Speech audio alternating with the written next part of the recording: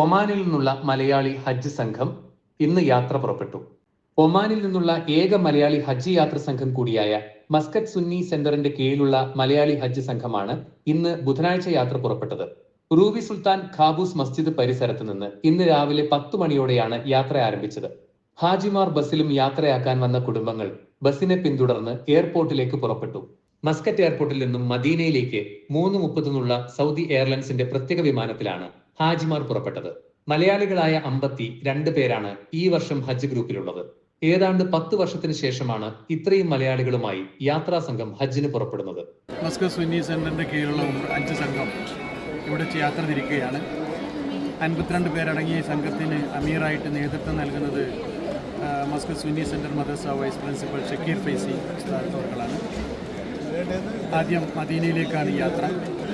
3 ദിവസത്തിന് ശേഷം മക്കയിലേക്ക്, മദീനയിൽ നിന്ന് ഇഹ്റാം ചെയ്തുകൊണ്ട് മക്കയിലേക്ക് യാത്ര തിരിക്കും. 40 വർഷത്തോളമായുള്ള സുന്നി സെന്ററിൻ്റെ പ്രവർത്തനങ്ങളിൽ മികച്ചു നിൽക്കുന്ന, കുറ്റമറ്റ രീതിയിൽ തന്നെ നിർവഹിച്ചു കൊണ്ടിരിക്കുന്ന വലിയൊരു പ്രവർത്തനമാണ് ഈ ഹജ്ജ് ഉംറ സംഘങ്ങൾ. പ്രഗത്ഭരായ അമീറുമാർ, അതുപോലെ ഇതിന് സംവിധാനങ്ങൾ ഒരുക്കുന്ന വളരെ കരുത്തുറ്റ പ്രവർത്തകർ, നേതാക്കൾ, എല്ലാവരുടെയും അശ്രാന്ത പരിശ്രമം കൊണ്ട് 5 ദിവസം നീണ്ടു നിൽക്കുന്ന പഠന ക്ലാസുകളും 1 ദിവസത്തെ ക്യാമ്പും ഹാജിമാർക്കായി പ്രത്യേകം സംഘടിപ്പിക്കപ്പെട്ടിട്ടുണ്ട്. അതിനൊക്കെ ഉൾക്കൊണ്ട പാഠങ്ങളും അതിൽ നിന്നെല്ലാം കിട്ടിയ വിവരങ്ങളും അടിസ്ഥാനത്തിൽ കുറ്റമറ്റ രീതിയിൽ തന്നെ ഈ ഹജ്ജ് സംഘത്തെ യാത്രയാക്കാൻ കഴിയുമെന്നാണ് നമ്മൾ പ്രതീക്ഷിക്കുന്നത്.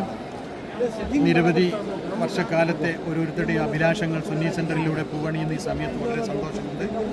ഒമാൻ മതകാര്യ വകുപ്പിനോടും ഇതിൻ്റെ പിന്നിൽ പ്രവർത്തിച്ച പ്രവർത്തകരോടും നേതാക്കളോടും ഒക്കെയുള്ള കടപ്പാടുകൾ, കടമകൾ നന്ദിപൂർവ്വം സ്മരിക്കുകയാണ്. അർഹമായ പ്രതിഫലം അവർക്കെല്ലാം അള്ളാഹു നൽകട്ടെ എന്ന് ആത്മാർത്ഥമായി പ്രാർത്ഥിക്കുകയും ചെയ്യുന്നു.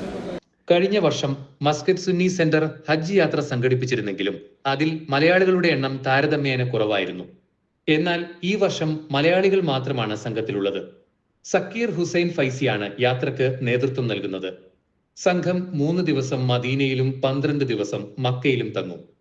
ഹജ്ജ് യാത്ര സംഘടിപ്പിക്കാനായി നല്ല ഒരുക്കങ്ങളാണ് സുന്നി സെന്റർ നടത്തിയിരുന്നത്. സുന്നി സെന്ററിന്റെ ഹജ്ജ് സംഘം അൽഹംദുലില്ലാഹ് ഇന്ന് ഒമാനിൽ നിന്ന് യാത്രയാവുകയാണ്.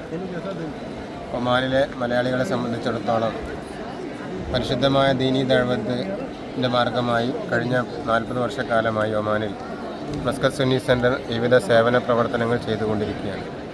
അതിലെ ഏറ്റവും പ്രധാനപ്പെട്ട ഒരു ഘടകമാണ് ഹജ്ജ് ഉംറ സർവീസ്. അൽഹംദുലില്ലാഹ് 2005 ഈ വർഷവും പരിശുദ്ധമായ സംഘത്തിന് പരിശുദ്ധമായ ഹറമുകളിലേക്ക് യാത്രയാക്കാൻ വലിയ ഭാഗ്യം ലഭിച്ചിട്ടുണ്ട്.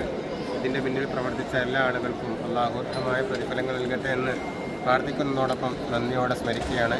ഒമാൻ മതകാര്യ മന്ത്രാലയം ഹജ്ജ് യാത്രയ്ക്കുള്ള നടപടികൾ ആരംഭിച്ചതു മുതൽ ഹജ്ജിന് പോകാൻ ആഗ്രഹിക്കുന്നവർക്ക് രജിസ്ട്രേഷൻ അടക്കമുള്ള എല്ലാ സഹായങ്ങളും നൽകിയിരുന്നു.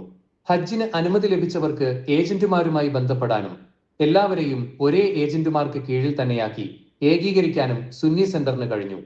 ഇങ്ങനെ ഹജ്ജ് സെൽ ശ്രമിച്ചതുകൊണ്ടാണ് മലയാളികൾക്ക് ഒന്നിച്ച് യാത്ര തിരിക്കാൻ കഴിഞ്ഞത്.